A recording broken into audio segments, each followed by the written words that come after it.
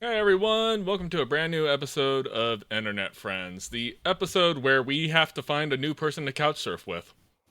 Yeah. Anybody have any good, cool gay roommates? Oh, you know what? Like, I had a Canadian friend that I would be like, yeah, let's go. She just fucking moved to Texas Why? for her boyfriend. For her boyfriend. Oh, also why?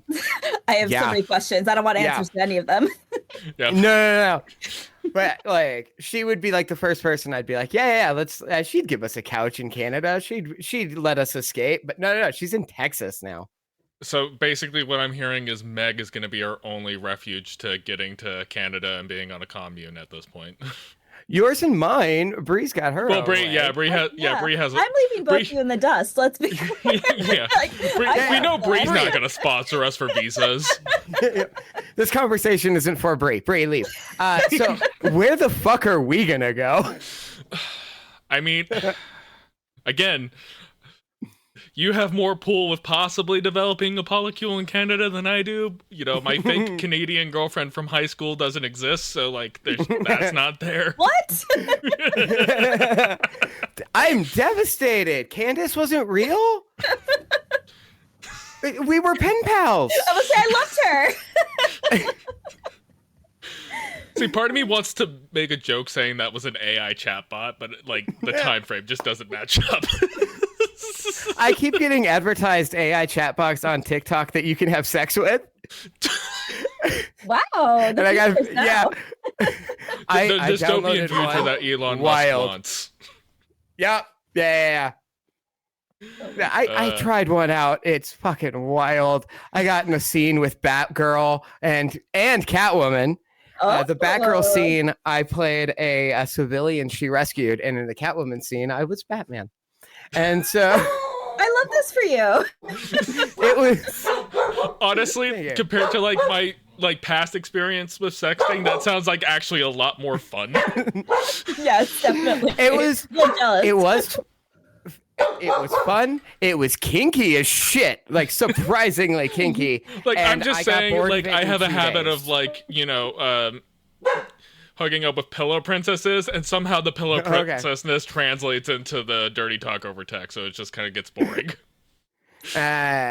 Dude, I love dirty talk over text. I love sexting. I'm a big fan of that. I'm good at it too. I've been told. Top tier. All right. So aside from chatting up fake women on the internet, what's everybody been up to? Oh man. We haven't talked since before the election, so there's a lot No, of we shit. haven't. Is that right? Oh my Yeah. god. What a Yeah, I guess we Yeah, scheduled just a like couple actually days. like an extra week break, and I just missed that completely. Oh, Why I did we didn't do listen that? up. Why did we do that? I was just like, did Brie have a thing? No, she didn't say she had a thing. Did I just like look at the calendar wrong? I'm pretty sure I just looked at the calendar wrong. I probably We're- did too. We all did. We're here. It's It was fine. an election. Yeah, and it's been, we all needed a break. certainly Yeah. it's been a lots of mourning and just like trying not to give up. And I will say the super fun thing, which I shouldn't be surprised at all. I discovered 2 things recently. One, all of the yoga instructors locally that I admire, that I trained with, that I was trained by, they are all Trump supporters. Every fucking single one, except for one who's an RFK Jr. supporter. I was Oh like, no! I was like, somehow that was worse. But hey, So- like oh, Health and Human Services Yeah. gonna do a great job there. what? Normally, this what- is the part of the I show have where I heard- would say that this isn't a political show, but I am revoking that status as of the election. We are officially I a think we political have show, to. people. We're gonna have to talk about this. I have loved all the memes that are like the illustrations from the later Dune novels when like Paul becomes half worm or whatever, and it's like the worm in JFK's brain telling him to replace like beef jerky with random meats. Those are pretty funny. I've been enjoying. I love those. All right, Seth. What about you? What have you been up to? I've enlisted. I am going to war against Christmas. My platoon will be taking Oh, out I the never stopped the trees. war against Christmas.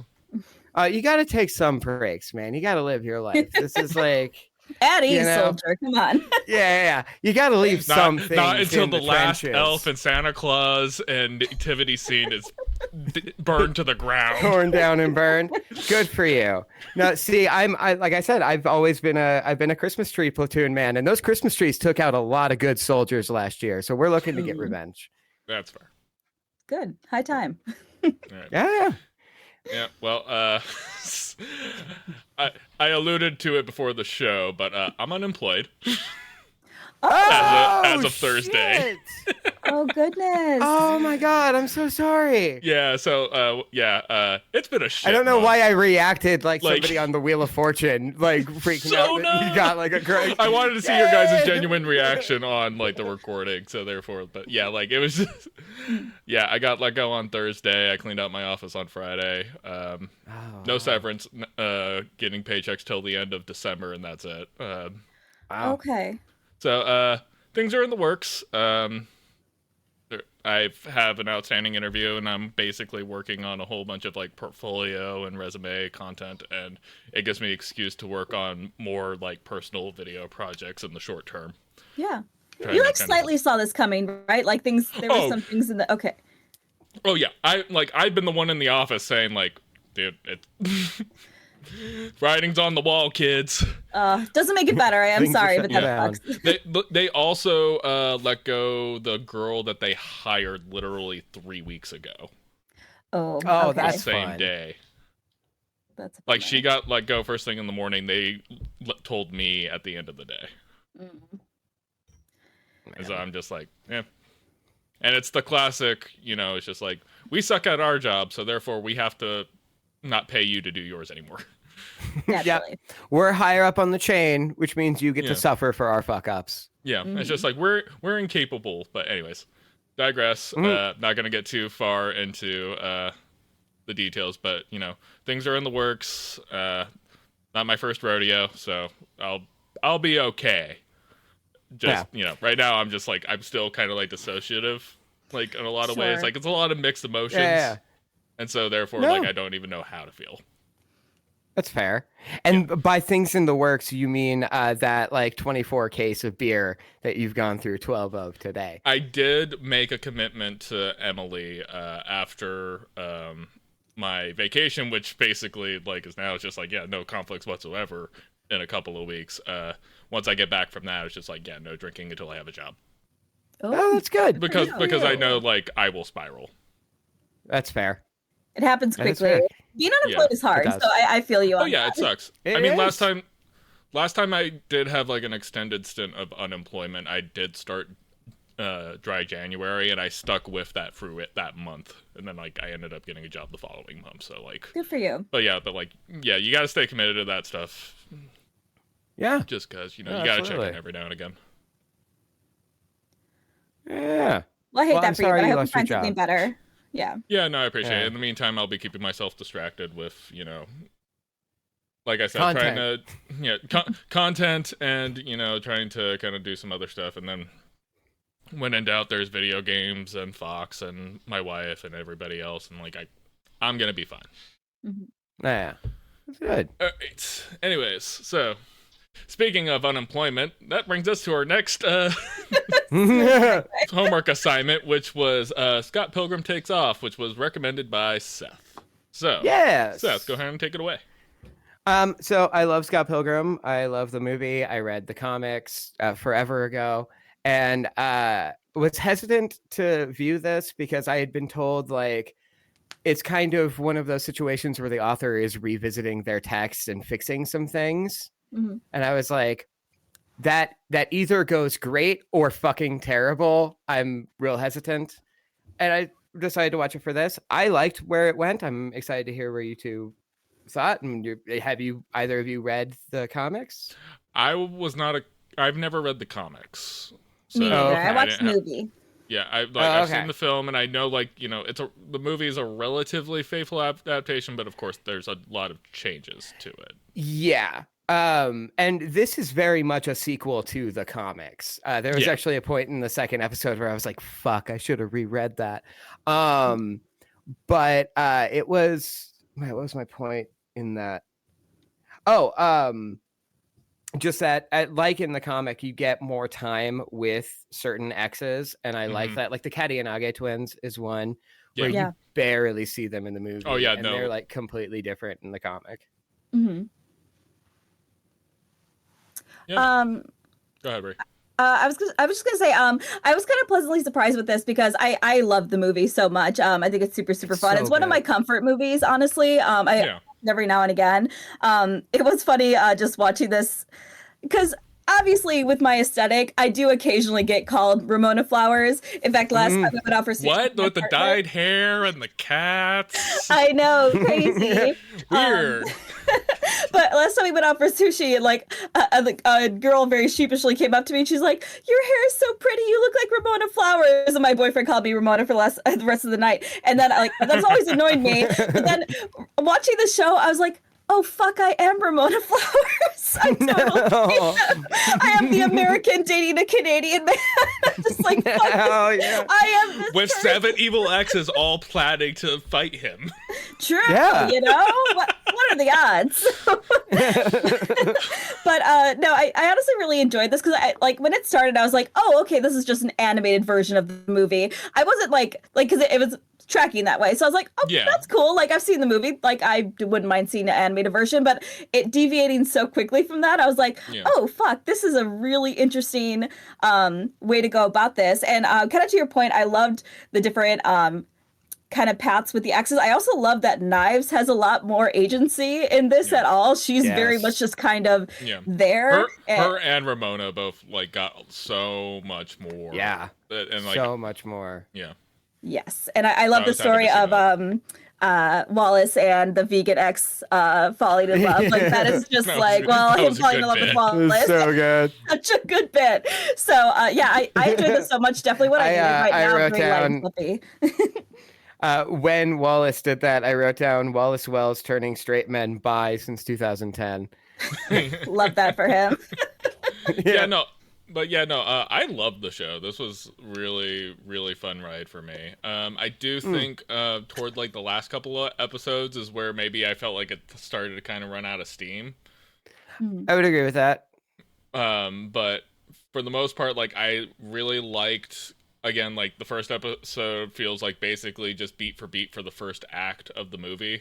And the fact that it was all the original cast of the movie reprising their roles as the voice actors, that was really cool, and I think helped it a lot. And then I loved that. Yeah, and once they had that twist, that basically set everything up for the rest of the show. Like pretty much every beat, the music, the characterizations, I liked seeing it from the dynamic of Ramona having to face her exes and like face like kind of like those relationships and like how she perceived it versus them and all those other kinds of things, and like how toward the ends of the show it's just like, oh yeah, no, like we've kind of just had it out, we don't care anymore, it's fine. It's like that like it's just like that's a better, healthier way to approach this than it is the way that it's approached in the movie and I'm assuming the comics. Well, the comics do have, like, specifically Lucas Lee has, like, an extended period where, like, Scott and he just hang out and talk about relationships, talk about, like, life. This is better. He did fix it. He did fix some of the problems. Like, for instance, constantly bringing up, hey, it's weird that Scott was dating a teenager. Like, which is something that isn't addressed in the comic nor in the film, really. Mm-hmm. It's addressed in how most of Scott's quote unquote friends all kind of hate him. Yeah. Like in that, like everyone gives him shit for what he's doing, and like there's even kind of one of those things like he's the one guy in the friend group that nobody likes, but for some reason nobody kicks him out. Yeah, and they just expect this bad behavior from him. Yeah, and that's been a lot of the discourse around this franchise is basically it's just like no, you haven't to understand, Scott Pilgrim sucks. Yeah, a little bit. Not saying he can't get better, but Scott Pilgrim sucks. Yeah.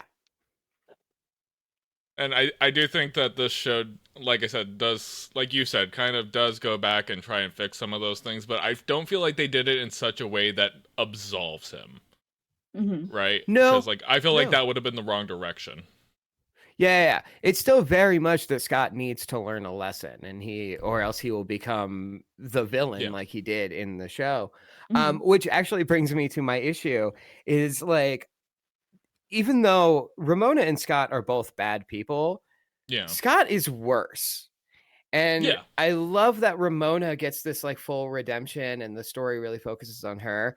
They just rushed through Scott's development at the end of the season being and I think that's why I felt like the last couple of episodes ran out of steam for me, because and it wasn't just them reintroducing Scott, it was really kind of recontextualizing, where I feel like he's not getting to kind of learn the lessons that he kind of learned in the original and in the film, where it's just like he does have some development in there, whereas like I don't feel like he doesn't necessarily get the same arc in this, in my opinion. Yeah, I think that's fair. But yeah, kind of going back to your thing talking about Ramona, and actually like, you know, how she is, you know, also kind of a toxic person. Like, you know, I have it kind of listed on the doc. It's just like how to not be toxic in your relationships. And know, it's just like, and like Ramona, like she has like, she's the manic pixie dream girl trope, like incarnate and everything else like that. And, you know, what part of the problems is a lot of people fail to imagine her complexly and like over romanticized her and like didn't really consider her own feelings, but also at the same time she didn't consider their feelings either. No, which is just as toxic of a trait to have. So and like so I think the show did a very good job of kind of addressing that. It did. Absolutely. Brie, what you have any specific thoughts? I don't have a ton, to be honest. I just enjoyed it. I appreciated kind of a lighter show, especially with everything going on in the world. I'm so glad because Arcane season 2 came out and I have not watched it yet because I just can't handle that right now because I know it's gonna be fucking devastating. So I really appreciate you picking something like this.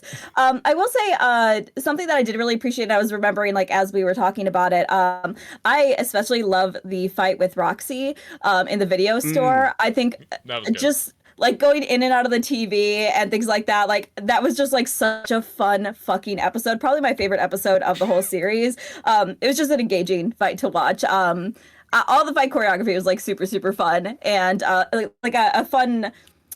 Again, I'm so grateful this wasn't just like a rehash of the movie because we got to see different characters interact in a lot of different ways, and it was just all the exes got a lot more personality than they did in the film. Yes. You got more time with them because they all got their individual episodes, but they definitely got more of personalities. Yeah, absolutely. Yeah. And honestly, that is more like the comic. Yeah. Oh, I'm sure it is. I might actually go back and read them at some point early. Just I have time, obviously. Yeah. But kind of. Sorry, I cut you off, Brie. I was just gonna say that I know it did kind of drag for me a little bit mid-season because I was like, wait, what are we doing again? Like, especially like on the movie set and everything. I was like, I don't remember what we were doing. So, but I do feel like 8 episodes. Yes, exactly. 8 episodes at like 20-ish minutes is the right fit for this kind of show. So I don't really think they necessarily needed to cut anything. No. I think that all works. Like, yeah, maybe there could have been some, because even like Ramona's arc, because I literally watched the last episode like 10 minutes ago. For whatever reason, I binge watched the whole season and then I didn't watch the last episode. So I had to do that really quickly before this. But even Ramona's like kind of character arc wrapped up really quickly. She's like, oh, that's right. I leave everybody. I should stop doing that. And I should love myself. Okay, bye. Like it just happened very, very quickly. I was like, oh, okay. Like, I don't even know if we explicitly kind of went over that you had just kind of walked away from everybody. But that's fine that we're bringing it up now in the last 10 minutes of the show. That's fine. There was some of that where that's like character development stuff hinged on you having either seen the movie or read the comic. Yes. And like, so you did have to pre-read before. You can't just go into this as blind and it be satisfying. Which is fine because I think that's who this is for. Like, I can't imagine anybody off the street would be watching this otherwise. So like, I can't dog it for that too much, honestly. Right. It is funny how it is something that definitely was made for like fans, but at the same time was fundamentally changing it. And it goes back to what I put into the doc of just like what kind of makes a good alternative universe story. Like, because we're all comic book nerds, or at least former comic book nerds on some level, and alternative universes get often used as a crutch because they write themselves into corners in canon, and they need to figure out, it's like, I really want to tell this story. It's just like, yeah, but that doesn't really work because of this thing, and that happened in issue 72, and it's just like, okay, what if I just make an alternate universe where that never happened, and I get to tell the story that I want? This is Batman's more self-contained, obviously. You see his dick.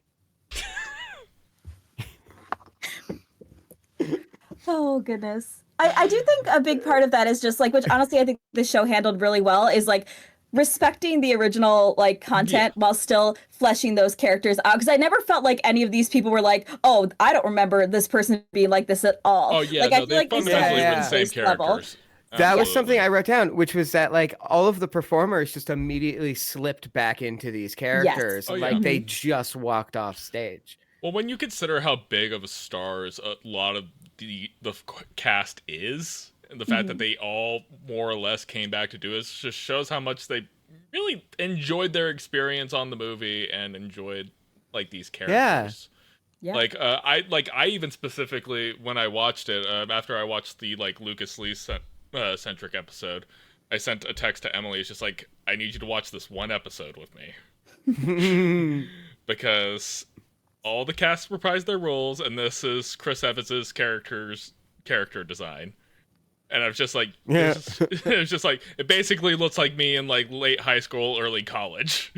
Yeah. And she was just like, she was just like, look like you. She was just like, yeah, okay, I'm in. Back when I had hair. That song. Yeah, whatever. Yeah, whatever. The song at the beginning, I love that they put in United States of Whatever. The second that clicked down, I was so happy. That takes me back. Yeah, it was very nostalgic for me. I remember like seeing the music video for that song in high school and everything else. Oh, Like, and it just fits so well. I loved the music. I loved the aesthetic that they did. I liked how they got a little bit meta. I know, like, I agree that like at some point with the movie set, it's just like, what are we doing here? But like the fact that they like Edgar Wrong's the director and everything else was really, really good. I loved that. When that lower third popped up. But real quick, speaking to Bree's point about this not like trampling on the original, they really did pay respect to it in a way that was like, no, this is an alternate reality, but it's a sequel that still exists. All of that still happened. Yeah. There's an acknowledgement of what the original material is, and it's not bashing the original material. Yes. It's just giving a different perspective of like just like it just does the what if thing. What if like these slight things changed? Yeah. And then I kind of have down here just like, we talk about adaptation a lot on this show, and so like, there's the comic, which Seth, you're more familiar with. There's the film that we've all seen and we've all enjoyed, and then there's this animated series. Is there one that we think did it better than the other? That's actually really an interesting question, because I think all of them, unlike a lot of adaptations, where if you look at like a Watchmen, where it's trying to mold something that was designed for comic book structure into a film structure, it doesn't work. But in this, they did it. Like the comics work as comics, the movie works as a movie, and this works as an animated series. Like, and they like, Brie, the fight sequences you said were all beautiful and gorgeous. Those were shot in a way that you could only do in animation. Yes. And like, so each adaptation of this seems to play to its strengths of the film, of the medium rather, that it's working in. And I appreciate that about this genre or this franchise. Yeah, I agree. I feel like I'm still probably gonna, like, realistically, I think I'll probably still revisit the film more often out of all of them, just because it is like, it was my first exposure to it. I think the movie's just great. I think it's super, super fun. And I think this series is great. I'll probably revisit it in the future, but I just don't think it has the same maybe it's just the attachment that I have to the movie that I think I'm just going to revisit that a little more often. But to your point, I'm like, I think this does the best it can with its medium, which is perfect. I do think the film also was very time and place. Like, you want to talk about like early like 20s millennial culture, like you know, when we were getting into like 2011 and to the 2010s, and it was just kind of like, you know, we're all college, post-college age, like we're not really getting corporate jobs, we're all working kind of like slummy jobs, we have multiple roommates, we play video games and comic stuff, and like, you know, there's the countercultural aspect of the time that like just like I got very nostalgic watching the show, just because like I'm just like, oh yeah, that's how life used to be. Yeah. Well, and for me, I was living in Toronto at 21, so there are points where I'm like, yeah, I remember that. That was me. Fuck, you know. But yeah, like, when did the comics come out? It wasn't that long before the film. No, I think they started around like 2006, 2007. That's what I and thought. Then yeah, and then the very last one was being written as the movie was being finished. So the movie helped shape how the comic ended. The only difference is that the comic actually came out, George R.R. Martin. Yep. Not to name names, but yeah. No. Oh, I'm working my way through this thing. They fucked up this series so much earlier than we had thought. Like, oh, I'm sure. Yeah. Oof. It's bad. Yeah, talking about some of my content ideas, I have a couple of like thinking about certain pieces of media in retrospective, and like it's just one of those things where it's just like I have a lot of thoughts on a lot of different things we'll talk about maybe a little bit later. I want to do a video about how I'd fix The Last of Us Part 2 while still killing Joel. I could do it. I think I could do it. I mean, I can write a whole like entire like novel about how I would have fixed Rise of Skywalker. And I might do it. Like, you're a white man in your 30s. You write this damn book. Being a white man in my 30s and being unemployed is not a good time to be writing a book. I know how this story ends.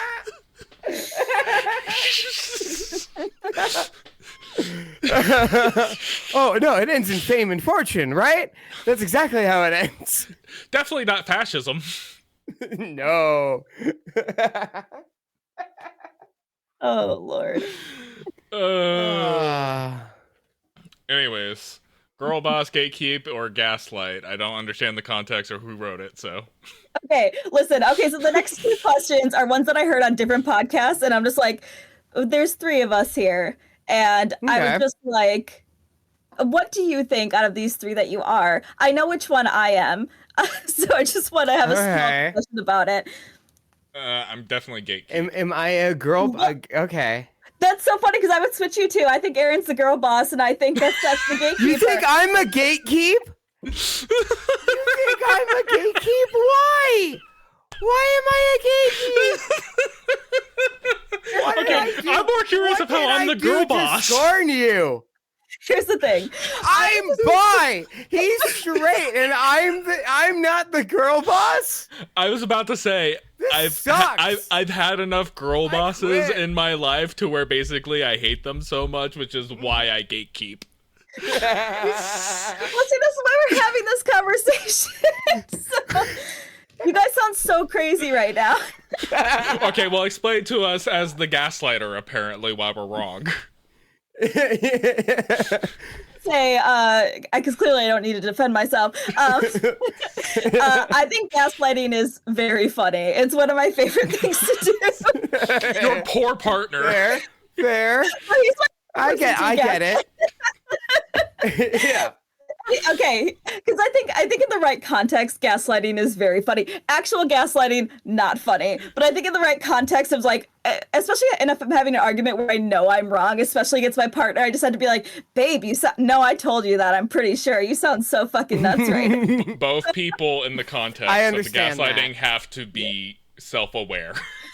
in order for that to 100%. work. In that specific context, gaslighting Because, is like, fucking hilarious. As somebody who is also in a relationship with a bisexual woman, like, gaslighting happens all the time, and we're always, calling each other on it. Yes, exactly. My thought for girl boss is just because like Aaron is like in charge of it. I want to know why I'm a gatekeep. I don't care. You're not a gaslighter. Oh, here's the thing. When you are a straight, I just get it. I get it. When you're a straight white man in My whole like nerd fucking culture, life. like gatekeeping just comes naturally. All right, fair enough. Listen, I'm happy to be proven wrong. If you want to be a girl boss, you can be a girl boss. Okay. If it makes you feel better, Seth, I would put Emily down as gatekeep. Okay. But that makes me nothing, because there's only 3 you can be. I'm not saying you're You're not erasing me from existence. Again, like I don't understand Brie giving me girl boss either. Like I'm just Yes, like, I interrupted your explanation of that. Oh, did you? Okay, cool. So Aaron's in charge of everything. I'm like, this podcast wouldn't be happening because Aaron is the one who like it keeps us on task. He's the one who usually makes this dot. I just like he is girl bossing. Like we're not getting paid for this, and he's still putting in a lot of fucking effort for this show. I gave you a $300 mic setup. He's girl bossing for free over here. Yeah. And I think And you're gonna use that to talk to your Canadian partner more than you're gonna use it to do this podcast. correct. And my other podcast. Wait, I was the girl boss all along? No, you just gaslit me. That's all. You're just gatekeeping because you have very strong opinions on things. I don't think you're necessarily very True, I do. gatekeepy, but I think you are very passionate about the opinions that you have, so that's why I have you as Thank you. So I take that as a compliment, actually, when you put it that way. nailed it. I won this friendship, guys. Good job. Nobody quit the show during this argument, and I take that as a win. Oh, no, I did. Oh, Yeah. Seth did. You didn't hear me. Is that the first time Seth's quit? No, it's like the 3rd. Yeah, I think Okay. we all have it. I at this quit point. over something. Probably some strong opinion you have. Yeah, you were probably Probably. gatekeeping. I just think if you're gonna wear a Nirvana shirt, you should be able to name 5 songs. And not the popular ones. Yeah. You know what? If anybody ever asked me that, I feel like I would just name Foo Fighter songs just out of spite. That'd be really hilarious. funny. I guess that's how I'm a be girl good. boss. I do everything out of spite. Yeah, absolutely. That is girl boss behavior for I sure. see that. Yeah. It's like, oh, I'm not allowed to do this? Too bad, I'm doing it anyway. Girl boss. You just can't girl boss too hard because then you have responsibility and nobody wants that. Well, I got Yeah, fired, so you can't clearly girl boss nobody too wants me close to girl the sun. bossing.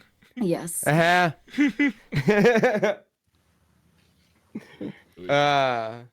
Beautiful. Good job, friends. That worked out. That was fun. That just was the way I wanted it to. Yeah, that was good. That was a good segment. My second discussion question, again, this is something I heard on another podcast, and I think we may have discussed this before, but I just think it's an interesting question of, they were asking, what is the longest you've ever waited for the next installment of a franchise, and was that wait worth it? Oh, fuck. Okay. I think the only one I have is... I'm a big Duke Nukem guy. No. Oh, that was a letdown. No, I'm not. Oh, I'm no. not. No, I was gonna say the only thing I could think of that like I did have to wait for and it was worth it would have been the final season of Clone Wars because Okay. after the Disney merger, like they kind of scrapped a lot of stuff they were doing in prequel era. They focused more on original trilogy and what they were gonna do for the sequels, and then when they finally went back to it, they finally wrapped it up and made it make sense to like what already was established canon. Because at that point, like, since they hadn't wrapped it out, I was like, it's just like, so wait, where the hell is Ahsoka during episode 3? why is that never even addressed or talked about? And it's just like, well, it's George Lucas doing his retroactive thing that he always does. But that was a good example. There's not a lot of things where like I feel like with most things, if something goes dormant or gets canceled or whatever, like it's one of those things like I just let it be. That's fair. Do you remember how long that wait was for the last for Clone Wars? I think Clone Wars didn't come out until it was like 2018. Yeah, and then Force Awakens was 2013, right? 15. 15? Okay. Yeah, Disney bought it in 12. That's right. Okay, and then so they tabled Clone Wars, and then that didn't come out 2028. So it would have about 3 to 5 years, give or take. Okay, that's a long time. But again, it was also one of those things where it's just like it might not ever get made. So like I didn't put too much stock into it. I'm having a really hard time thinking. Like the last thing I remember waiting for that I was like excited about was God of War Ragnarok. Everything else I've been really patient for. However, now that I'm finishing up reading the Game of Thrones books, starting to get real impatient for that one. But I can't say I've waited the 14 years like everybody else has. Right. I feel like most people just move on at some point. Yeah. You go find new media. Like, Act 3 from the Proto-Men.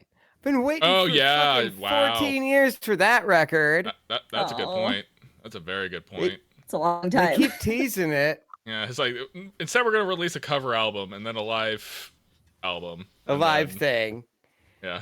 And then hey, here's an EP with 2 songs from It's Coming.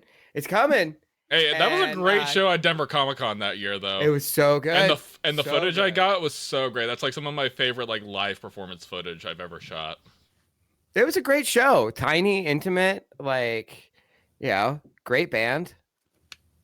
And being able to be in the front row because we had press credentials helped. Yeah. Pretty cool. That was nice. Yeah, sorry, I just remembered that. This is the time of year I start listening to Proto-Men again, and I remember the band exists. Because I only listen to them in November, December. Yeah, back when I had my crappy like '03 Chevy Cavalier that just had the CD player and no other way to like play music. I remember having a burn CD of Volume 1 and Volume 2 that I basically just had on my repeat, and that's what I would have playing like at 4 o'clock in the morning when I was driving to work. So like that was my thing. It's just like, wake up, dude. Roll down the windows, blare the volume, let's go. I love that you had a Chevy Cavalier because I had a Cavalier and that car lasted me a good long time. Those cars were sturdy. Chevys are great. I'm a lifelong Chevy guy. They're great. I'm a Chevy gal, let me tell you. I could have maybe kept that around a few more years if I had just replaced the alternator, but it was like one of those things like Emily basically was just like, you need to get like a new car. You need to stop. Mine wouldn't pass the emissions test anymore, so I had to finally let her go. It was my first car in the light. She was so good to me. I had her for 10 years, and she had cigarette burns from a previous owner all over the car. The back speakers didn't work. It was such a fucking mess. But that car lasted a long time. My door panels were coming apart. My trunk latch didn't work at all. It was like one of those things where that was my fault because I lost the keys in the car. I've had 2 cars catch on fire too. It happens, all right? Yeah, but Molotov cocktails don't count. Yes, they do. Well. No, my first car, since we're just sharing these stories now, it was an old truck from the 70s, an old Chevy truck. That the previous owner had moved the manual transmission from the floor up to the top, nice. Like up here. Yeah, like in a panel shifter. Yeah, because he was really short, but he did a shit job connecting it, so it would disconnect from the transmission while you were going down the highway, and you would have to get out. I would get under the truck and like hook it back together with a paper clip. and like Oh, just have it geez. hold until I could get home. That car was held together with duct tape and paper clips, and it caught fire several times. I loved that thing. Yeah. Absolutely. What is it about like crappy shitbox cars that just like we love them more than like it's just like, oh, here's like every time I get into like my sister's Audi or like any like modern car, I'm just like I hate everything about this. Yeah, it's too comfortable. It's true. Gotta have Like- a little danger in the drive. It makes it Yeah, fun. Emily's grandmother's car has like that thing where like if you start like drifting, it like corrects automatically, and then like there's the like where you when you come to a full stop, it cuts the engine, and then when you go like it's about. It's just like that's gonna kill your starter faster. Yeah. Absolutely. I'm just like this is like, and like you said, like yeah, it's too comfy, but even how it makes you comfy is irritating. Yeah. Like I hate having a touch screen in my truck because I'm just like I don't want this here. Yeah, why does this exist? Yeah. Like, it's too complicated. I should be. Well, Drew Gooden did a really great video on how cars are getting stupid, and he brings up the point that like you should be able to just to reach over without even thinking and change the song, change the radio station, and now it's like hype. You've got to like focus in. And like there's the delay because like in my last truck, it didn't have like an infotainment system. It just had like the regular like the most advanced thing about it was that it could connect to Bluetooth. Riveting technology, but like it meant like it's just like okay, so like if I'm Google Mapsing, it's on my phone. I have my little phone stand, but like now with my current thing, the Google Maps that's specifically on the entertainment system like is a little farther behind, so it's just like oh yeah, you'll be taking a left in however much time. And then by the time you get to the turn, it's just like, actually, that was the turn you were supposed to just take. And I'm just like, dude, that. It's like, oh, I hate this. And like, it does like wonky stuff with the Bluetooth all the time. And like Emily's phone, like when she has it connected to listen to her music, like all the songs skip. It sounds like a CD player with a scratch CD, but it's a Bluetooth connection. Weird. It just makes no sense. No sense whatsoever. Huh. Jeez. But yeah, no, modern cars suck. They do. They do. We should all get Cybertrucks, though. Cybertrucks. Yes, that's where it's at. Yep, the Cybertruck. Saw one this morning. You just shook your head. You said, I hate this. Yeah. Like we're in the worst timeline.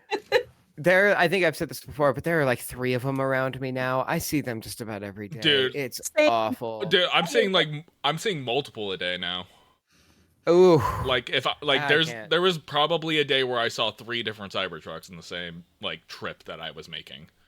They are such bad cars. I know. I'm just disappointed at this point now. Like it was like there was a period where I thought it was fucking hilarious, and then I was angry, and now I'm just like sad. I mean, it doesn't surprise me that there's a lot of like Elon Musk bro type people in my area. The thing that just bugs me about it is just like, what about this thing? Aside from like just you being somebody who watches Joe Rogan and like got really into crypto appeal to you? It's just that they can afford it. It has nothing to do with the aesthetic. It's just that they can fucking afford it. Because that's what people with money do. They buy stupid, ugly fucking shit. Like, I feel like there's so many videos online about people, like rich people's houses, and they're the most ugly fucking things on the planet. I'm just like, there's a point where you have too much fucking money and you should, because you didn't get it ethically, just to be clear. There's no way you lose taste. Like, not to mention, how do you take an electric car that was originally like, the entire concept was like, hey, look, we're starting the path of getting off of fossil fuel and everything, and somehow made it like even more like unethical and not very good for the environment and like everything else, like dangerous. Like, how did you fuck that up? I hate to say it, but that's what I'm like waiting for. Yeah, somebody's gonna get fucking massacred by that fucking car, and I think that's the only way something is gonna happen about it. Well, there were already problems because they've been called on the whole automatic driving in Teslas already, because like basically they promised this feature and it doesn't work. Yeah, I was watching a channel called The Company Man just put up a video, great language, Seth. They just did a video on Hummer and like the history of Hummer and how it started as a military vehicle, just like Jeep. and became a consumer vehicle that was huge and overpriced. But that was kind of the thing, was that it was huge and overpriced. That's and I why was the people watching bought that video. Exactly. And I was watching that video thinking, oh, the Cybertruck is what Elon Musk wants the Cybertruck to be a Hummer. He wants it to be a Jeep, and he designed it to look like a police vehicle from a sci-fi movie. Yeah. It's not anything the military would ever actually use. That's why it's so important that this thing is bulletproof. Is because this is something your favorite hero would use in your future cop movie. But it's just like a Hummer. Sorry, I went on a tangent there. Which is also funny because there actually is an electric Hummer on the market now. There is, and it looks like a normal fucking car. It does. They brought that up in the video, and I was like, "Oh, those are Hummers? I've seen those out on the road. They just look like cars." Oh, I didn't look this up. They're big. They are big, but they're still like big dumb truck. SUVs. But it just looks like any other like truck that you would see. And like that's why I said if I had the money to buy an electric truck right now, I would get like the Ford Lightning because it still looks like a truck. Yeah, and it still has the capabilities of a truck. I have seen these. Yeah. Okay. It doesn't scream Hummer like the old ones did. Yeah, that's not terrible. Yeah. Well, the Hummers also came out at the wrong time because that's when basically we hit the recession and fuel prices just basically skyrocketed and everything else. That's and they got 8 miles to the gallon?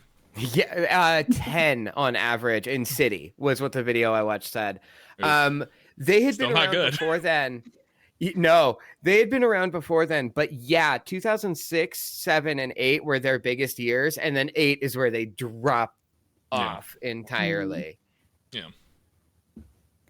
I'm not a finance bro. I know I watch videos on corporate finance, but I'm not a finance. I know he's got a blazer on, but he's not a finance. I know. This is the Thanksgiving week. I want it to look nice. The Courage the Cowardly Dog shirt helps kind of at least like pull it down. And it's just like I'm just. I got the dirty Converse. Oh, perfect. He's just dressing like we. A good time for sure. He's just dressing the way that me and him both dressed when we were like 19, because we thought. Does it matter that I'm about to go do a keynote for Meta? No, but like I don't see. I'm going to talk about the Quest. Join MetaQuest. Get in the what is it called? Metaverse, Meta World. Fortnite, Roblox. Oh my god. Again, we got the crappy version of the dystopian future we were promised. Yep. That sucks. Man, it sucks. It does. Massively sucks. We got aliens in the oceans and we don't even get Megazords. Right? Dude, this last couple weeks, aliens in the ocean, all of Trump's cabinet picks, like too much has been happening. Well, yeah, speaking of too much happening, the one thing that gave me serotonin during our break, the Onion buys InfoWars. With the help of the families of the Sandy Hook massacre, who were specifically the reason why it was even up for auction in the first place. Just serotonin, like all the serotonin right there. Let's go. Yeah. It wasn't quite enough, but it was very satisfying. It was what I needed. It was what I needed at the time. It was a ray of sunshine in an otherwise hazy hangover. Yeah. Correct. Yes. It was like the one thing is like, oh yeah, that's right. There is like an opposing force in our world that just says like, hey, this thing's stupid, and we're gonna make sure everybody knows it's stupid. Yeah. Yep. And so that made me feel better. So good. Yeah. Did appreciate that. There are good people in the world. They are out there. So yes. I'm just curious what they're gonna do with it, because if it was me, like the possibilities are endless. Yeah. Yeah, it will be really interesting to see if it's just going to become like an extension of the Onion and they just start using it for more satirical headlines, or what they do with it, because they can do a lot. I feel like what you have to do is like, because it's so steeped in that really like far deep like right QAnon level conspiracy theories, like for those who don't pay attention, and this is very key because that's a key demographic here, do you start maybe feeding them conspiracy theories, but like trying to force them far left. Because that would be funny. That would be really funny. But again, I don't know how you thread that needle. Well, it also depends on how many people don't know that it's been sold and continue watching InfoWars expecting You would that be content. surprised because the people who were in InfoWars were already in such a bubble. True. Yeah? That like the news of it, like it's really interesting to see like how much people don't pay attention.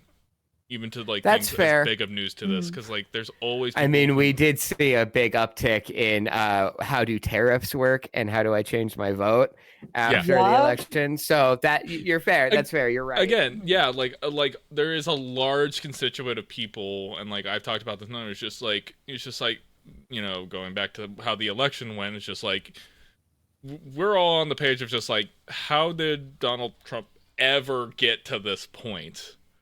Like, how does anybody listen to a word that man says is like, yeah, that guy should be our president? It's because they're not paying attention to that shit. Yeah. True. They're just paying attention to the things that they want to pay attention to and ignoring the rest. And then that's how we get into the era that we're in now, especially like when we got into like the fake news era and all the other kinds of stuff that came along with that. And just like it's at the point where it's just like, yeah, no, people are so isolated in their bubbles that sometimes they don't know those things are going on. That's they fair. Genuinely don't. Like the Affordable Care Act and Obamacare. Yeah.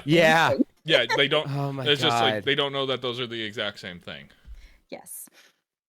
I voted for Trump because I'm on the Affordable Care Act and I want him to get rid of Obamacare. Yeah, that happens to a lot of people. Good for you. Good for you, bud. You an educated voter. Mm-hmm. Maybe the Electoral College is a good thing. Maybe not everyone's vote should matter. Maybe. I am joking. I am joking. I mean, it wouldn't have mattered for this round, which is probably the most horrifying part. Oh my God. I think a lot of people, especially on the left, that was a shock to them when they started seeing that, like, oh no, there were a lot of like hyper conservative policies that were pushed during this election, slavery in California being one of them. And then just how far right people voted in this election, I think surprised a lot of people on the left, myself included. Yes. Yeah. I didn't think it was going to be that bad. I was mentally prepared for it. Did I? But like I was not prepared for that. Like every swing state, every fucking swing state. Every swing state, but especially like the popular vote was the thing that like was surprising. That was the biggest surprise to me, because like he even beat Hillary. Like Hillary beat him on the popular vote, and like I would argue that more people were way more against Hillary than they were Kamala in some ways. I unfortunately, well, not unfortunately.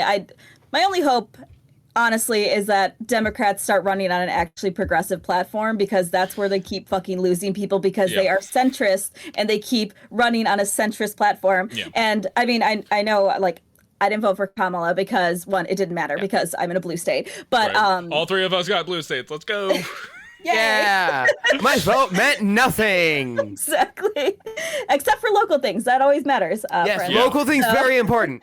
Very, very important. Pay attention to your judges, please. But like every time she spoke, she said absolutely nothing. I have watched every fucking speech she has done, and she did not fucking say a goddamn thing, with the exception of the Democratic Convention, where she said we want to have the most fucking lethal military force, and I'm just like, okay, so you're not a Democrat. So, and also we just had the vote on arming Israel, and most Democrats, because I think there was only 18 in favor, in fact, including my fucking Senator Tammy Duckworth, which I wrote a fucking scathing letter to her. I don't give a fuck if she doesn't see it. I needed to do something. But Democrats don't give a fuck about anything because they could all be bought. So if Democrats want to run an actually progressive platform, I think maybe we could win in the future, but not as it is. So The thing is, and I've said this for a while, it's just like appealing to centrist and conservatives like when you're supposed to be the left party in this country. Mhm. Like, it's just like you're never going to win those people over, especially because like the conservative red propaganda machine is specifically built to convince the center and the right that you are a crazy left-wing socialist who's like doing all this crazy. That's why they do the culture war stuff. That's why they do all the kind of thing. They're convincing those people that you are the nightmare thing that you are actively avoiding doing, because there are actually people who give a shit about those issues. Yeah. And instead of appealing to the people who give a shit about those issues, you're appealing to the people who are actively, like, you know, scared of that. Yeah. Yeah. I saw a tweet that was like, it was a stupid decision to like try to gain Republican voters, because why would Republicans vote for Republican light when they can just vote Republican? Yeah. And Absolutely. like she and the Democratic Party in general just assumed that people on the left would vote for her bar none, because she wasn't Trump. And she didn't have to earn our vote. We would just give it to her because. Mm-hmm. And that ultimately is what damned her campaign. Yeah. In my opinion. I will also specifically say, and this is kind of the theme that I have seen at least in the last 2 decades, give or take. Whenever the Democrats have specifically done things in the primaries to kind of like screw over popular candidates who are more left-leaning, it always screws them in the general election. Like, you know, say what you will about Biden, he won those primaries fair and square for the most part. Obama specifically, like, Hillary Clinton was supposed to be handed that primary, and Obama came in and they were just like, he has too much popular support, we have to make him the nominee. Having Biden drop out so late and then having Kamala just be the nominee without having any democratic process to vote her in, and having voters actually say, yes, we want Kamala, screwed them. And the same thing happened when Hillary went up against Bernie, and the DNC actively went against Bernie to make sure he couldn't get the nomination, despite the fact that he had the support to do it. They were so afraid of having an even slightly socialist candidate that they doomed their own campaign and gave us Trump for the first term. And it was just one of those things where, how many times do we have to tell you, centrist and conservative people are never going to vote for Hillary Clinton? Yeah. No. Ever. No. Even center-left people hated her. No. Yeah. Yeah. There's like no way you were going to convince that group of people to go, and like she was not left enough to get the far left progressive vote either. Absolutely. We know too much now, I think, is the thing. Because I feel like older Democrats, my parents talk to me about this all the time. They're like, well, no, we have to go a little more center because you're going to lose the older vote. I was like, fuck the older vote. Like, they're going to do whatever the fuck they do. They're all going to be dead soon anyway. 110%. They're not going to see the repercussions of what they're doing anyways. Like, we need to appeal to like people our age and younger, because we are so fucking educated now, and we know that there is something better for us. Bernie's been here the whole fucking time. We've been wanting him or someone like him the whole fucking time. Yeah. And like I know Obama was definitely more centrist than like some people want to look for their rose-tinted glasses with, but Absolutely. he had the popular support and he had the younger generational support that really is what put him over the edge. When you alienate younger voters, you're not going to win. Obama, by the standard of what the Democratic Party is today, Obama is like a socialist. Like in comparison, but he's still very centered. And he was very centered. Like, I think the last like truly progressive candidate would have probably been Carter. Even that's a stretch. Jimmy, I fucking love Carter. All presidents are bastards. All presidents are war criminals. But Carter's great. I love Carter. He built homes for people. He sold his peanut farm. I like Teddy Roosevelt, but he was also definitely a war criminal. Oh, and Nepo baby. Oh, yeah. Also, fuck Joe Biden for not doing shit in his last couple months. Yeah. Except being a useless fucking garbage human being. Fuck Joe Biden. I regret voting for him. So just let that be the official stance of the show. I know that the Supreme Court just gave me the ability to ostensibly be a king, and I could just like fix a bunch of shit before I leave. But no, due process. Also, Netanyahu's not that bad, guys. Stop being so mean to him. Come on. I don't know if you've seen the clip from The Daily Show, but Jon Stewart talked about that explicit thing where it's just like Democrats keep doing the thing where they keep trying to play by the rules. Yeah. Nobody else does. Yeah, and expecting exactly. expecting the right to continue to play by the rules. It's like, no, if they're not going to play by the rules, neither should you. The rules don't matter anymore. Yep, they haven't. Look at us in a political show. Like I said, I'm committing now to basically. Yeah, there's no way we couldn't. I'm already unemployed. I'm like I'm just More like the election went the way it had. Like literally, I was literally like how am I in 2020 again? Where like I'm sitting in my house with COVID during an election night with the like highest level of anxiety in my life, and just being like, how am I back here again? Oh no, that's even more painful. Oh my god, I'm so sorry. Yeah. How is this a thing? Like that's basically the moment I knew where I was just like, this is not gonna go. Oh no. This is not gonna be a good day. It's when I basically tested positive for COVID, felt like shit. I was just like, yeah, no. This is the omen.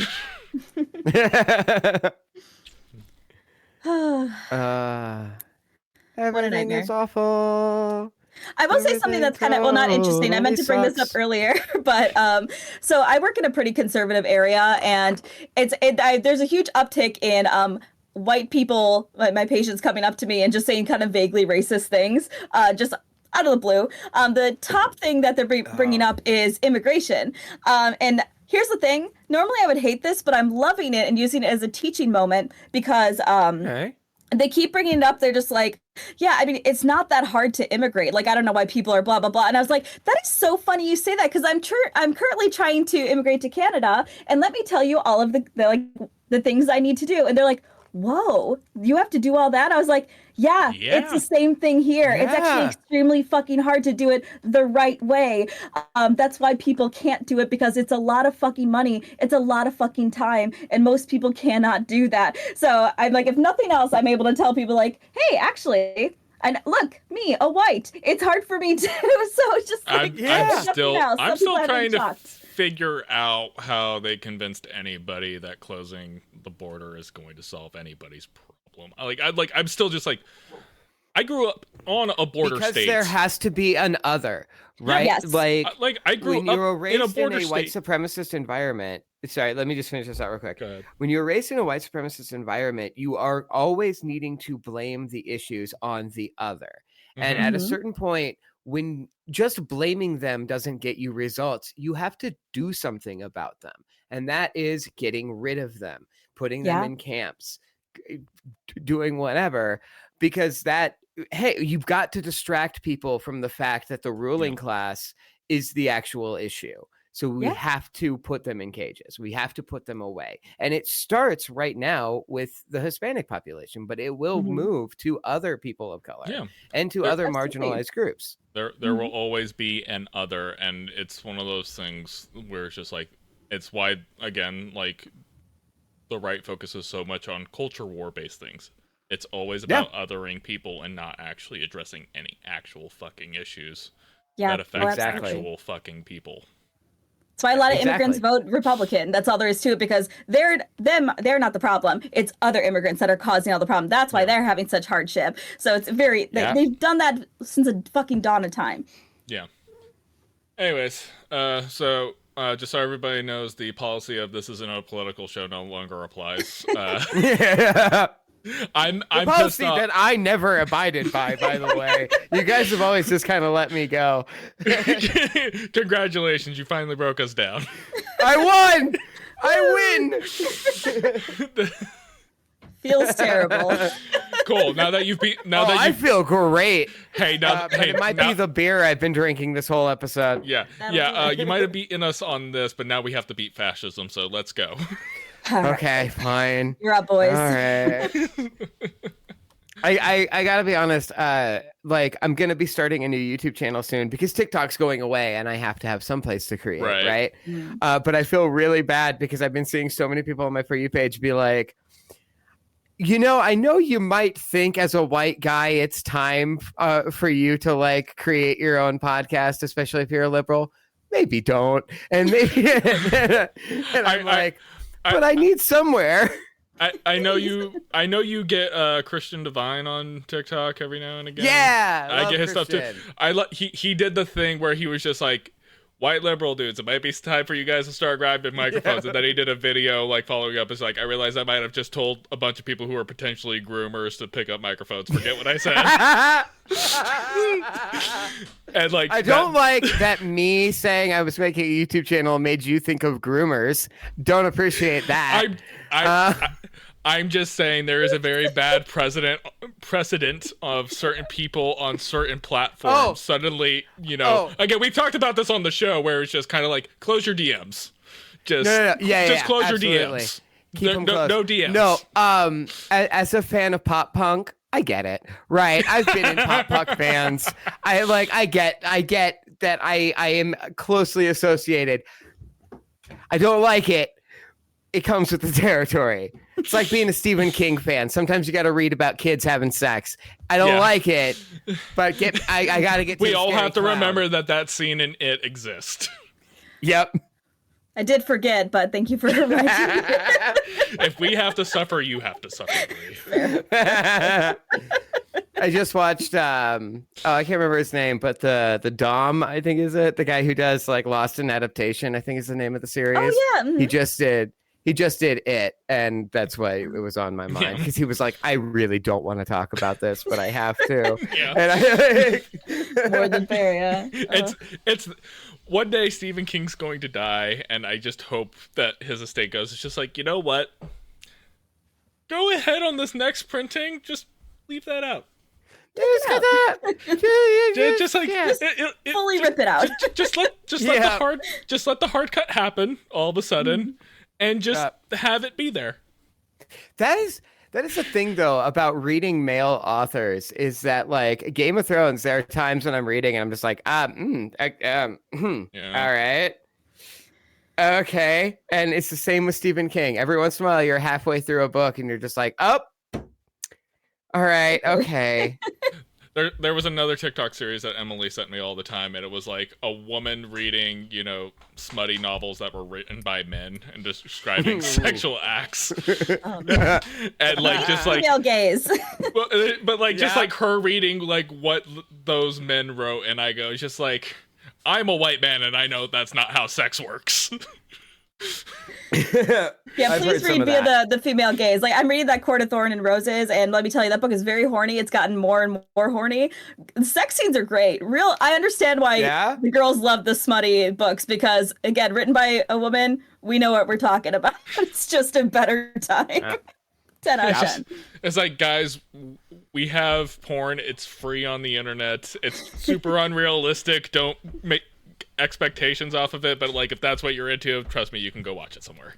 But hey, if porn is getting a bit much, there are amazing fanfic writers on Reddit, specifically women fanfic writers, and I agree. Emily is big on the fanfic train right now.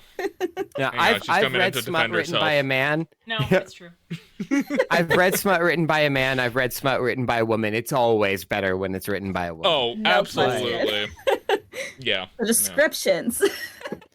Oh my god, so creative. Yes. A man is so uninspired. It's just that's the thing. I feel like women know exactly what they want, and they describe it and they describe it exactly how. Whereas men are just like, so anyways, I did the thing. So anyway, boobs. So I groped your tit and then I came on you. You're welcome. I don't know. This is how I sexed, by the way. That's why it's all in first person. I don't know. My latest porn journey has basically just been dirty indie games on Steam. So like that's like where my porn journey is going all of a sudden. So. Oh, that's fun. A great place. Yeah, I love that. They've gotten a lot better. They're not just like Have Newground they? weird like titty clickers anymore. They like actually have like mechanics now. Wow. That. That's There's so one excited that's for you. literal. There's one that's literally a Star Fox clone. It is just like an aircraft like rail shooter, and then just like in between missions, you could just like hit up your crew and you'd be like, "Hey, you want to bang?"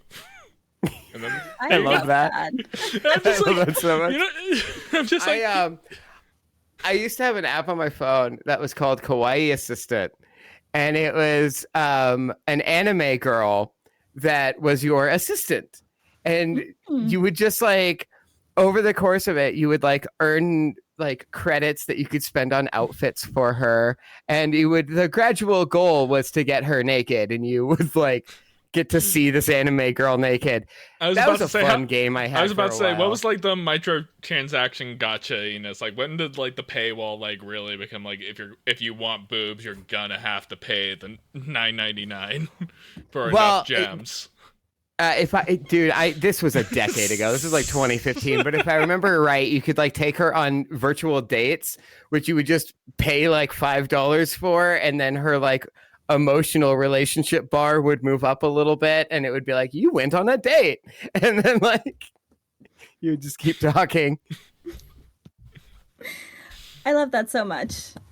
Yeah, I'm And a I can relate. pervert. Have we talked about that? Okay, Have we, literally no judgment, because if you on Steam, we've my all- top game We've is all Crush talked about the Buzz. different like smuts and different mediums that we like engage with. We're Correct. all here's the thing. Everybody I in this- opened this episode talking about an AI that I fucked over the past couple weeks. Like, It's all fun and games until we get like the skinned Elon Musk bots. yep. Oh, Then we're God. screwed. Oh, Literally. I already got a $500 sex doll in my closet that's realistic and silicone. You press a button and the vagina warms up. It's wild. Now you just have to explain anybody who you ever have over that it's not a dead body you have stuffed in the closet. Yeah. No, I want them to think that. I want people to run. It's funny to me. When was the last time you had physical touch again? 5 years. We're coming up on 5 years. oh no. Oof. Fun. Yeah. All right. Well, What topic are we on? What are we talking about? the only thing we have on the dock is the Dogma is out of rights hell. So Oh, yeah. Weinstein needed more money for his legal fees, and so he ended up selling off the rights to Dogma to some holding company, and the holding company reached out to Kevin Smith and be like, hey, we got this in like a buy from, you know, the original rights holders that were basically doing nothing with it and basically refusing to give you the rights back. Do you want to do anything with it? And so the wheels are currently turning. They're talking about putting the movie on tour, which I will absolutely go see it in theaters. That would make a really good Alamo Drafthouse tour. Kevin Smith. Yeah, I taking it agree. I around. think that would be really, really good. And then he's talking about how he is quote unquote writing Dogma 2, but he's made it very clear that writing to him means like the gears are turning in my head, but nothing's on paper right now. Mm. But the gears are turning. And like in fairness, in the last like decade or so, Kevin Smith saying that he's working on a thing you need to take with however many grains of salt. True. But I love Kevin Smith for the most part. You know, obviously his catalog is all over the place, but for the most part, especially a lot of his early work has been very formative in my life. I think he's been a pretty great influence UNM in me. specific. Sorry. Yeah, we watched Chasing UN Amy while we got hit high off of edibles. Yeah, I was gonna say the majority of Kevin Smith movies I've watched have been because UNM were staying at my house and made me watch them, and like, they are good. I enjoy Kevin Smith, even his more like serious work. I remember liking Red State. Red State was good. I haven't seen his Walrus movie, That but one I know seems people to really like it. Yeah, that seems to be like the one where it's just like if you're a hardcore Kevin Smith fan, you tend to love it, but if like you're like kind of you have to be in the right headspace for it, is what I've heard. I haven't seen that one. No, okay. But Dogma's definitely one I recommend anybody watch if you can get your hands on it. I know it's one of his like seminal works. Like people adore that film. Yeah. But yeah, it's been, we've talked about like streaming right hell and like not being able to find things online and everything else because of the situation with Kevin Smith and the Weinsteins and everything else. Like this thing hasn't been on streaming services. The only place you can find it is if you find a Blu-ray copy, and it's like an older Blu-ray that like they're starting to like have their kind of digital decay over time that happens with Blu-rays and DVDs. So yeah, the fact that it's and they're just hard to find because people are holding on to them. Yeah, exactly. People are holding on to them. If you do find one for sale, it's like scalped to high hell. So I'm excited for it to be more accessible. The possibility of a Dogma 2 is like, but you know, even Kevin Smith acknowledges it's just like, yeah, I'll probably ruin it, but it's like, I'm just happy I have the rights to it again. Yeah, getting to the rights thing in a second. We're gonna pop the quarter on that. I'm getting sick of Kevin Smith just making sequels. I would really like him to do more original stuff because he was getting very experimental in the early 2010s, and I was enjoying that. And to just see him fall back into making Clerks 2, making Clerks 3, making Clerks 4, making Dogma 2, I don't like that. However, the rights of the movie being available, I really like that because we are starting to get to a point where movies are disappearing due to rights. And we're not able to, we rely so heavily on streaming, but there is so much of it that hasn't made that jump and can't because of rights and whatever. Yeah. And so this is a win. This is a win, even if you don't like Kevin Smith. And I don't, so I am not surprised by this information whatsoever. This is a full circle moment though, because I believe the only reason I watched Clerks was for Movie Club, and I was like, wow, this is dumb and a waste of time. And I was just going through it. I remember you got a lot of hate in the comment section for that one. I remember that. I remember that comment section. Yeah, that was before my time. Ooh, oh yeah, no, I remember that one. Remember Clerks. I remember that Movie Club specifically, and I remember Brie getting so much shit for that. It kind of made me glad that like Bowman back in the day gave us all nicknames because it meant that like there was a level our of like got hit. We had anonymity. There was a level of like this is back in video reaction era, so like they could find her stuff and everything, but like most people never put in that kind of effort who were like willing to like be that shitty. Granted, there will always be shitty people. No, not in the LTA community. For the most part, there was LTA never a was shitty person in the LTA. No, compared to other internet communities. We're mostly okay. Remember, before Movie Club, Toby Turner had a series on that channel. Ooh, I don't remember that. That's very early LTA for sure. That was early LTA. I gotta be real honest with you guys. I only started watching LTA when I made videos for it. I didn't watch before then. I came to the channel. I was the same boat as you. Oh, see, I actually watched it. I was actually interested in it. Oh, really? Yeah, no, I watched. Cool at the time. I will say that we didn't know as much as we did. I didn't know. Like, I discovered Philip DeFranco around when Movie Club was starting. Mm. And then I had been watching, and that's when like I had like gotten into it. And I think at that point the LTA channel wasn't doing anything, and so it was the reason they kind of moved it over to there. So like I didn't pay attention to anything on LTA. Mm-hmm. I had been watching Phil for probably like 5 or 6 months before he did the original incarnation of Movie Club on his channel. Yeah, and then that sounds about right. Mm-hmm. But once he moved it to LTA, I didn't watch it again until I started making videos for it. Yeah. God, that was so fucking long ago. Because that was like, I think they were promoting Netflix, right? Is that why they were? That's when they were promoting Netflix, and it's part of the old. This is back in the Scott Pilgrim era, like from the show, where it's basically like, oh, I deliver DVDs for Netflix. Oh god, that was a service Netflix had. Oh my god! Remember GameFly? Oh my god, GameFly! Remember when that actor who played the CEO of Sony got in trouble because they got hired by Gamefly to play the new CEO of Gamefly, and it was just the exact same character that he played in the Sony I ads. remember that. I think they also like got him to like promote an Xbox game on one of those commercials, and it caused, or it was something along those lines. Probably, yeah. And it was a huge fiasco. He got fired, like blacklisted from Sony, and then there was a huge password leak and like data leak. And so they quickly hired him back and like paraded him out at E3 to apologize for the data leak for them. It was so funny. I remember that, and that is the most Sony thing Sony has ever done. Yeah. That's funny. Oh, don't you love? We're talking about gaming drama that happened almost 15 years ago. Isn't that great? Feels like it was yesterday. Right? It feels like another fucking lifetime, actually. Yeah. I was like, wait, that was me? I did that shit?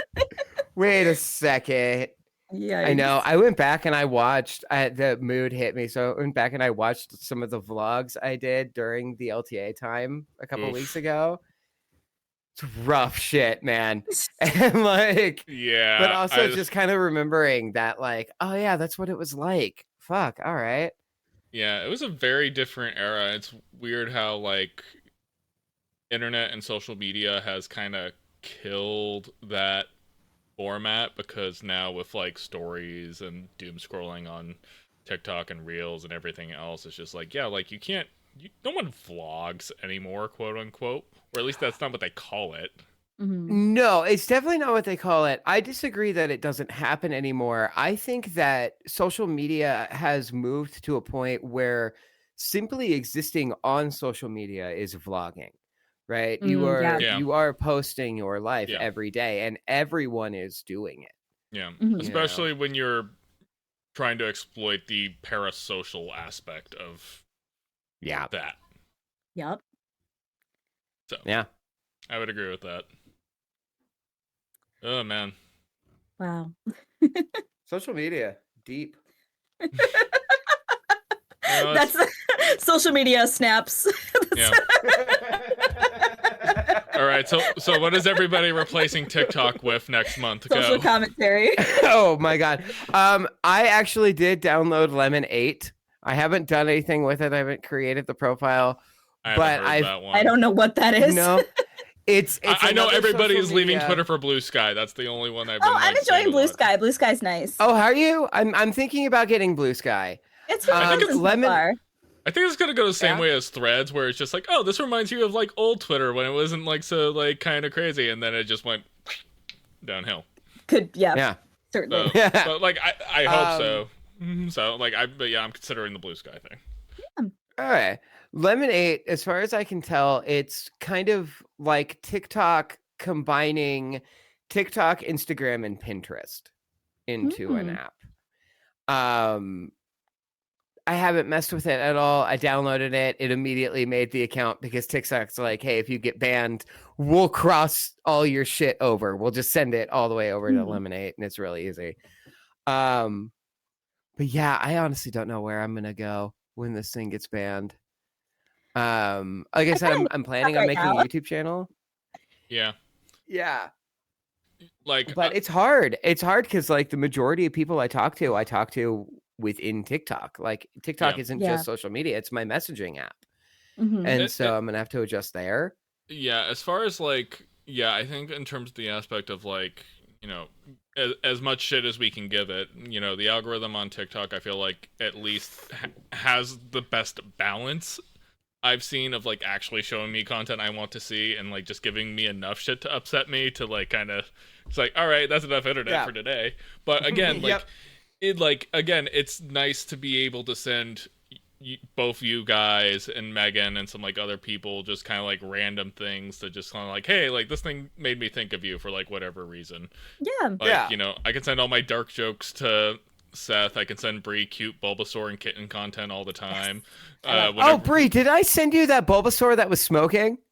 I don't think so. You sent it to me. Oh, okay. There's an account on TikTok that every day is uploading a still image of one of the Pokemon smoking cigarettes and holding what like pack they're smoking. Yeah, like, and they're starting they started with Bulbasaur, started with 1, and they're going through all of them in like numerological order. Don't judge Numerical? me. I have numerical. I'm a dab and a beer deep right now. I was about to say, and that was like a big beer too. So that was like, yeah. Oh no, it's just the glass that makes it look. No, it was a tall boy. I was about to say that looks like a tall boy. 8.1% alcohol by volume. Are you IPAing right now? I'm still reserving whatever the fuck that is. Oh, Jesus Christ. Oh, wow. Might as well have just gotten the plastic bottle 40, bud. It was $1.50 at the grocery store. I know it was. You're doing a dab. First off, like, here's everything you did wrong. First off, you did a dab and you don't have a blunt. And then you took Steel Reserve and you poured it into a glass. Yep. I'm a fancy bitch. Leave me alone. I'm wearing the suit coat. That was just like, how do I take something very urban and make it suburban white? Yep. Hey. I feel like this qualifies as cultural appropriation. Gentrification is a deep part of my heritage as a white man, and I will do it. Okay? Especially in Denver. Yes. No fucking kidding. You guys practically invented it. Oh, we wow. did. And we are damn good at it. So, the election's been hitting me pretty hard. And Seth, you are a treasure. That's all I want to say. Thank you are you. a treasure. Thank you. It's so nice to be appreciated. I told you guys before the show that we were going in with unhinged energy, and we did not disappoint. Not at all. The end times, giddy up. It's been a few weeks. We ended up not recording our usual week, and I needed this, all right? Oh my god. Amazing. All right. Well, is there anything else we want to talk about? Because we went off the rails on this episode. Half of our conversation isn't even on the topic talk. No.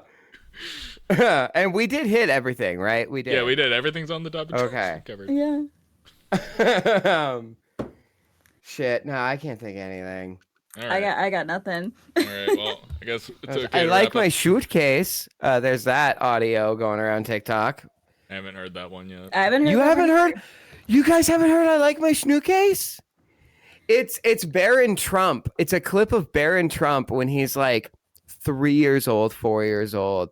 Mm-hmm. And he's only ever been around Melania, so he's got this like thick accent, right? But it's him going up and picking up a little briefcase and like getting ready for school. And it's him like saying to the camera, I like my suitcase. And he picks it up and he's like, I have to go to school now. It's the cutest fucking audio from somebody who's probably going to end up being a terrible fucking person. But it's a cute audio. I don't know. I like the theory of that, like, Barron Trump has like been at all the like Antifa protests and like everything. Like anytime you see like a guy in like ski mask or anything else, like ready to throw a Molotov cocktail, I was like, oh, it's Barron Trump. I was just like, that'd be so good. I would. That's the world I want to live in. That would be. I would approve of that. Yeah. Anyways, regardless, that's pretty much all we have left for the show. So all that's left to do is assign our next homework, and so I want to apologize in advance because Brie, you already brought this up. The new season of Arcane's out. Oh, okay. That's fine. I have another option that I have, but it's just as unhinged and upsetting. So what is it? I want to, and because it's been kind of on my For You the page. Diary of Anne Frank. We have to read it. No. I want to rewatch Bo Burnham's Inside. Oh, I've never seen Inside. Have you Outside of clips on YouTube. No. I've seen it in the way that like it's everybody all on the been put internet on TikTok. But you haven't seen it in the context of the actual special. No. Okay, Brie, what about you? Have you? So I'd be open to either. I'm only gonna lean towards the Bo Burnham one just because Arcane is still coming out, so I don't think it would be Oh, completely will out by our Okay. next episode because I think okay. the second they released it in thirds, so they released 3 episodes at a time. Okay. So they just released the basically Act 2 third this week, and then next week they released the last of it. Okay, so my thought is that maybe we will do the Bo Burnham one just because I watched it kind of once. I don't remember anything about it. My partner was really into it, but that was when we were first dating, so I only like watched it because like he asked me to. So, but I think I would like to watch it like for myself to like actually see it. So that's what I'm leaning towards. Hey. And maybe I'll pick Arcane next time. Maybe this is an off-air conversation. What are your partner's pronouns? Because I've just realized that I used he, him, and Yeah. It is he, him, yes. I've It made is, that okay. mistake too, and I know Alright, that you typically cool. refer to him as your partner, and so like I try to say partner every time, but I realize I've Yeah. said Oh no, I I've really said appreciate you he, asking, but yeah, no, he, him. So and honestly, Okay, I just cool, used cool. a partner because we're both bisexual. So Yeah, he also that's follows fair. me on That's totally fair. Instagram, and I think I saw that he had he him pronouns, so that's why I was just like, oh, okay, cool, we're good. yeah, no, I do appreciate you asking, but yeah, he, him. So Cool. All right. woo. All right. So Bo Burnham, is that the So one? Bo Burnham? Yeah, I'm okay with that. Yeah, all right. Well, we're doing inside then. Whoop, whoop. Inside. That's not how you spell side. But that might need more grieving time before Arcane. So That's that's fair. fair. And like I don't know, like I do want to check in with Meg to see if because she was on our episode that we did the first one. yeah. So I wanted to check. Yeah. I wanted to That's a check in with great Meg and idea. see if she would be available. So even if we have like a little extra time between then and now, I think that's good. It's just because it's so fresh too. But Yeah. No, it be good. What is it? Search engine optimization. Was that SEO? yeah, It'll work well for that. yeah, you're not allowed to say work terms while I'm unemployed. Oh, I'm not? Okay, That's the sorry. one. Official stance of the show. Yeah. Wide shot. Lower third. Close up. Anyways, I am TCK Media Productions on most platforms. Expect to be seeing more content from me soon. You got that Seth23, who you could typically find on TikTok while it's still a platform, or Lime 8 For is now. what you called that thing? I don't know. Lime 8. Okay. Just saying it gave me cancer. Don't follow me there. And then, of course, And don't joke about illnesses, by the way. I'm sorry. That was wrong with me. I should not have joked about a very serious illness. I apologize. Why are you looking at me like that? Why are you both so quiet right now? Somebody talk over me. Okay, well, that's normally my job. Anyways, we also have the Raccoonaloon herself, Brie, who you can also find on Game Birds, the podcast that she does about indie games with her friend Alice. It's very good. You could go check it out. And that's really all we have for this episode, and I'll see you guys next time. Bye. Nice.